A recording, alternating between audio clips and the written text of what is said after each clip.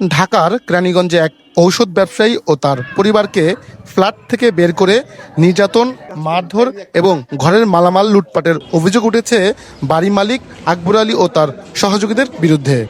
নির্যাতনের শিকার হন ঔষধ ব্যবসায়ী মোহাম্মদ বদিউজ্জামান দেওয়ান রনি, তার স্ত্রী এবং তার চতুর্থ শ্রেণীর পড়ুয়া সন্তানসহ পরিবারের সদস্যরা। এ বিষয়ে রোববার কেরানীগঞ্জ মডেল থানায় লিখিত অভিযোগ দায়ের করেন ভুক্তভোগী পরিবার। ভুক্তভোগীরা জানায়, ফ্ল্যাট বেচাকেনার আর্থিক লেনদেনের দ্বন্দ্বে এই নির্যাতনের শিকার হন তারা। ভুক্তভোগীদের দাবি, বিষয়টি নিয়ে আদালতে মামলা চলমান থাকা সত্ত্বেও আকবর আলী তার সহযোগীদের নিয়ে এমন কাণ্ড ঘটায়।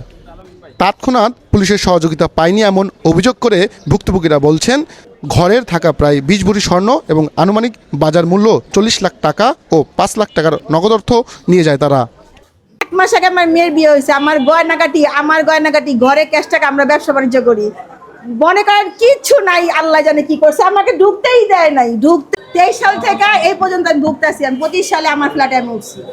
মামলা চলা অবস্থায় সে কিভাবে আমার সবকিছু লুট করে ফেলায় বলেন। ওই আকবর সাহেব আমারে এইরকম আটকাইছে, এই তুই যাইতে পারবি না। আমাকে উনি এটা একটা অমানবিক কাজ করলো। আমরা কোথায় থাকবো, কই যাবো আমরা? কানতাছিল মা, হঠাৎ করে তুমি কানতাছ কেন, কি হয়েছে মা বলো তো আমাকে। গুলা বলছে যে আমাদের সব কিছু ছিনায় নিছে। কি কে নিছে মা? আমি যে বাড়িওয়ালা আকবর আছে না, সেই ছিনা সব কিছু নিয়ে নিছে। পরে আমিও কানছিলাম, বাসে গিয়ে দেখি কি অবস্থা, সব কিছু লুটপাট করে নিছে। পরে আমি অনেক কান্না করছিলাম। ফালা রাখছে, ওনার রাস্তায় এখানে বসে রয়েছে। বসার পর আমি আসলাম, আসার পর বললো যে কে? আমি বললাম যে ওর মামা। আমার আবার বসতে দিল, বসা দেওয়ার পর বললো কই থেকে আসছেন? আমি বললাম যে কোর্ট কাছের থেকে আসছে। তো বললো যে দেবাশিস মহাশীনগর চিনেন? আমি নাম শুনছি। ওদের সাথে আমার ওরা অবশ্যই, ওদের সাথে আমি চলাফেরা করি। এই ঘটনায় এলাকায় চাঞ্চল্য সৃষ্টি হয়েছে। স্থানীয়রা অনেকেই ঘটনাটিকে নেক্কারজনক বলে দোষীদের বিরুদ্ধে দ্রুত আইনের ব্যবস্থা নেওয়ার দাবি জানিয়েছেন।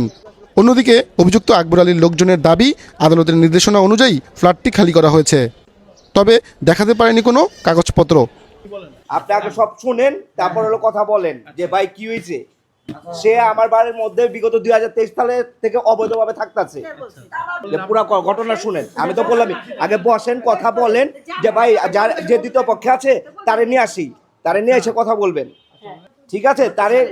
তার সাথে ডিড হয়েছে যেভাবে, সে ডিড মতো টাকাও দেয়নি।